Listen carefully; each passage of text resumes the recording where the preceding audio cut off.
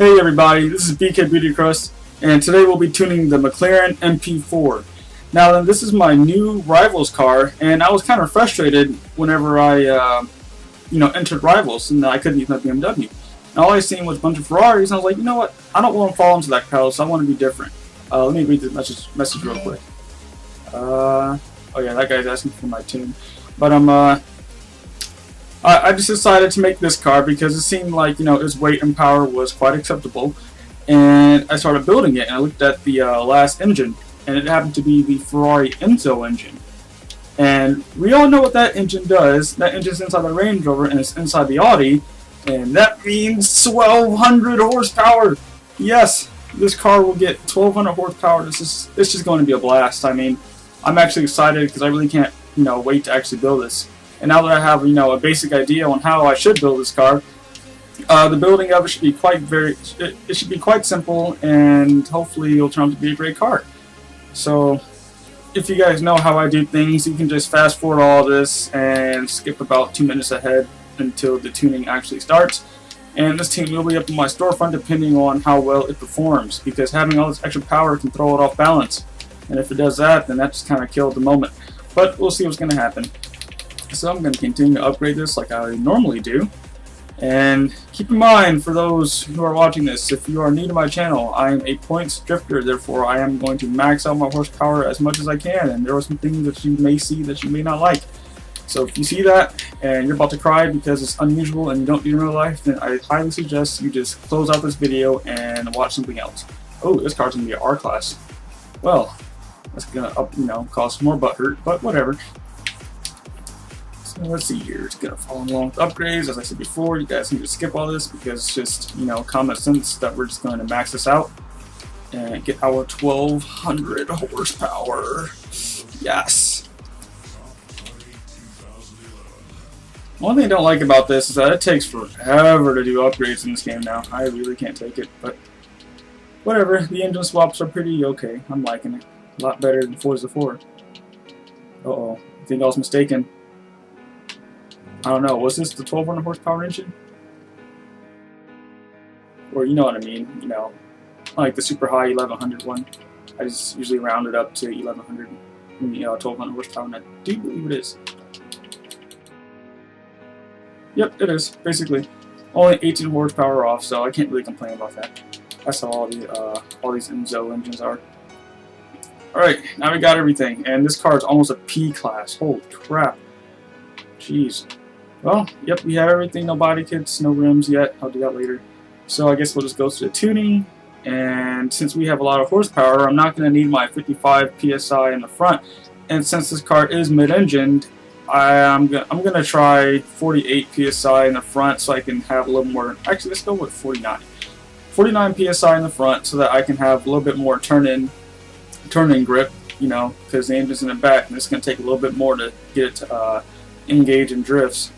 And I'll do 48 PSI in the rear, just to make sure that I have enough stability and enough to get the car kicked out.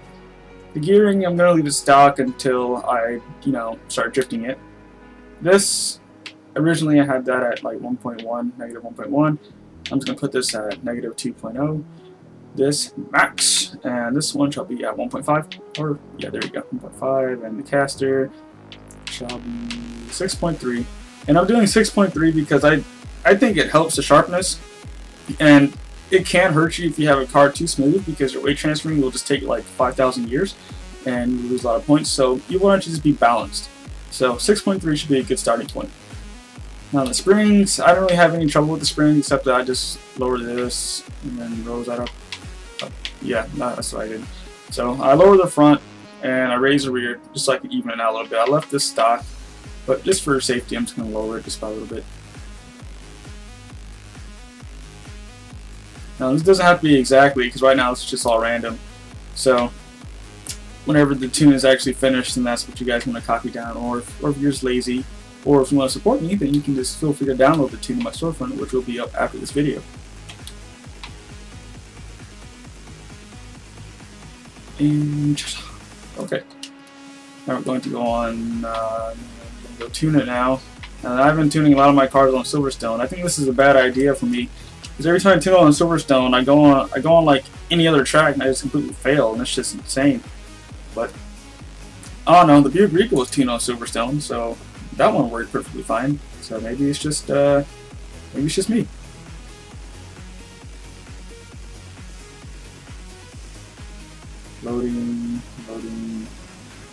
Loading. Alright, there we go. Okay, what's gonna happen here? This is a lot of power, so I'm not sure what's gonna happen. It takes it really well, actually, but it's not. This car doesn't feel right with the suspension that I have on it. So maybe having soft suspension setup isn't really the brightest idea I've came up with. So let's do myself a favor and stiffen this stuff up a little bit. Now, as of right now, I'm just gonna stiffen up everything. I don't want to leave anything unstiffed. So except the anti-roll bars, I'm just gonna leave that alone. I'm beginning to leave those stock for some reason. I don't know why, but it's going to open out a little bit. Now then, if I do notice the car is a little too rough on the drifting, or for instance, whenever I put the throttle down, I'll take off some acceleration on my differential, and that should help out a little bit. Now, that's feeling a little better.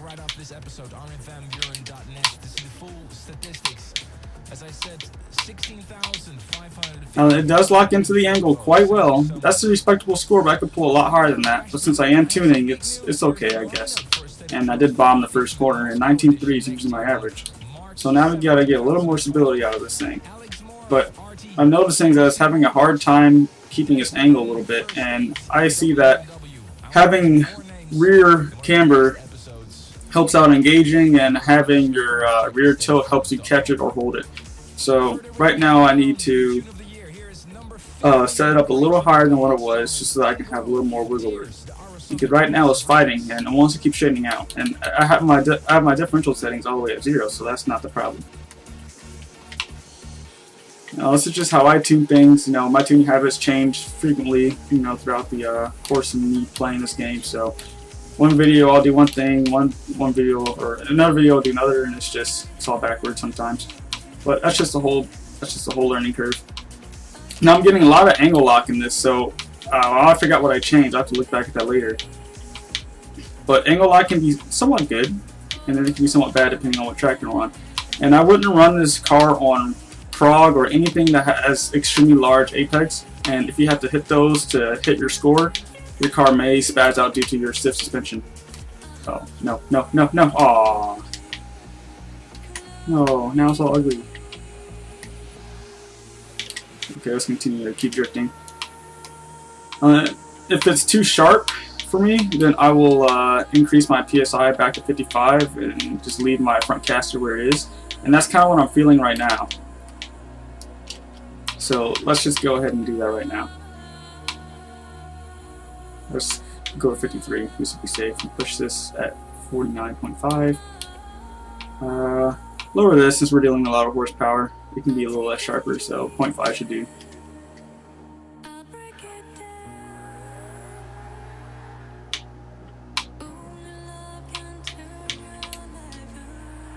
Ooh, jeez, that was bad. Felt it pull in a little more whenever I got my angle situated.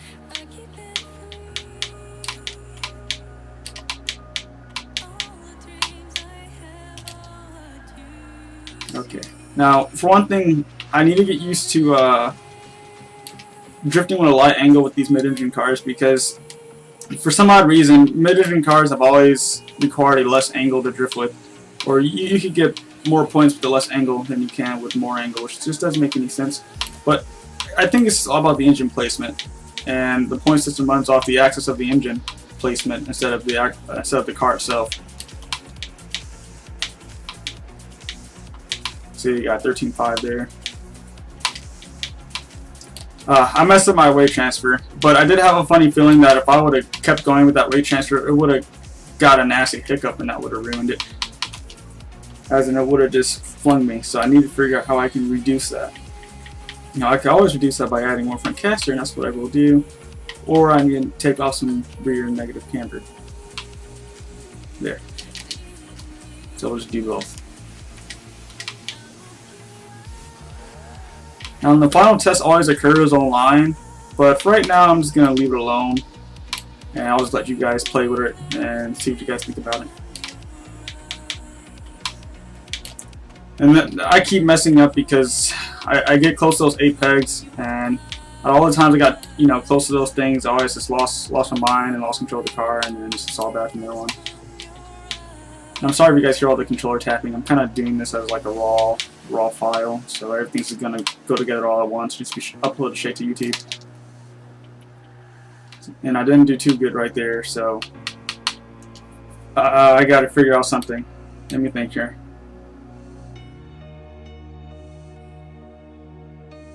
I'm just gonna stiffen this.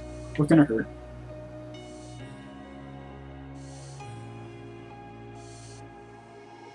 Oh yeah, I forgot about that. Lower my final drive a little bit to speed, and see if that helps. I just want the right amount of torque to be placed on these tires whenever I'm drifting, so that my car doesn't just start wobbling everywhere. That's one thing I did forget to do, so hopefully I can fix this problem mainly with my gears. And this was a bad entry because I had too much speed going on, and my car is just super sliding.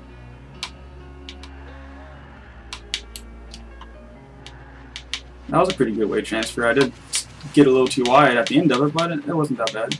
It was quick.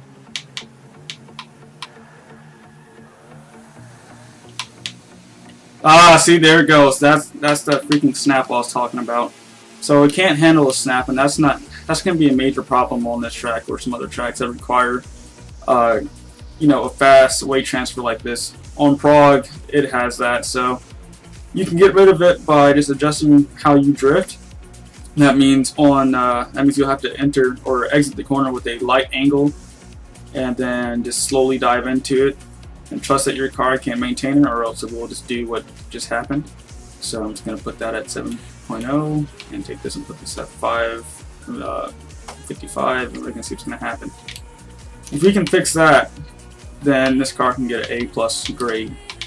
If not, I'll give it a solid A-.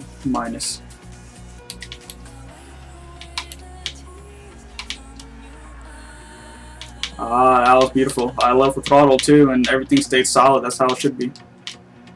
And we came off with an 8.1.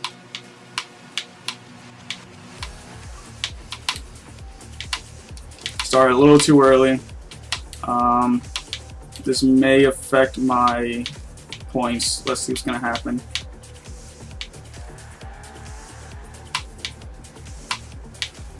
I'm getting that funny wobble again. I'm really not liking that wobble that I keep getting. But a 19.5 is pretty darn good if you ask me.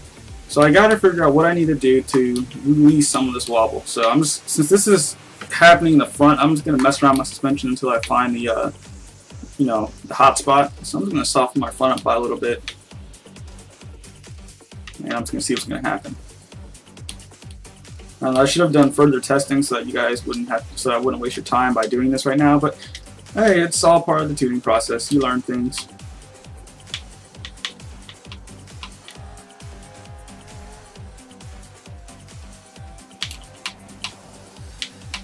Counting down to the tune of the year. This is the State of Trance. Top 20. There it goes again. It's that violent snap. I can't stand that. That's going to start costing me a lot of problems if I don't fix that. You see I lost about 500 points there because of that snap. Okay, alright. Now we're getting to a lot of problems.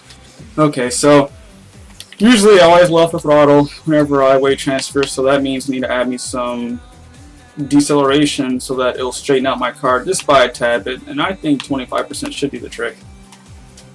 More or less. But that should be kind of close to the hot spot.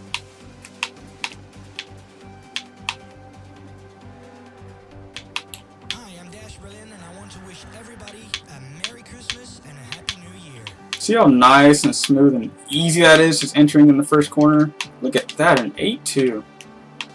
Absolutely perfect. Oh, started a little too early, didn't have enough angle for my entry, so that's like about 150 points I could have gained.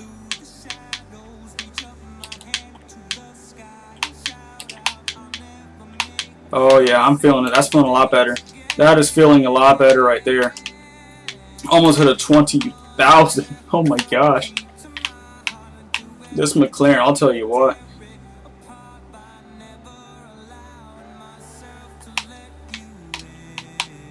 Uh-oh, got a little too much. I didn't counter it in time, so started diving in a little bit. Now you can slow that down by lowering your rear camber and your rear PSI, but I just want to mess with it right now. Everything else is feeling pretty good. And it handled the snap. I knew it. The differential, they fixed it. Oh, look at that score. Check that out. That's a new record for me. 41.9. Nearly a 42,000 on this track with this McLaren. That's the highest I've ever scored right now. And that may sound sad to somebody who's pulled higher, but I mean, just doing that score in this car, and this is the first day I've been drifting it, that's incredible. So, there you guys have it. This car, it's really amazing. I'm surprised. I was not expecting that. So, there you guys have it. Let me show you guys a tune so you guys can copy it down if you guys want to. So, here you go.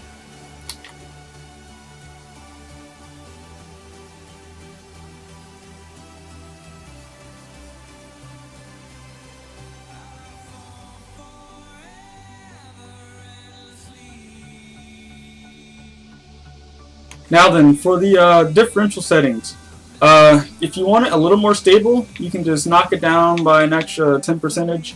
But sometimes you may need the power for long tracks, or you may need the full torque to be, split on both wheels, or how do I say this?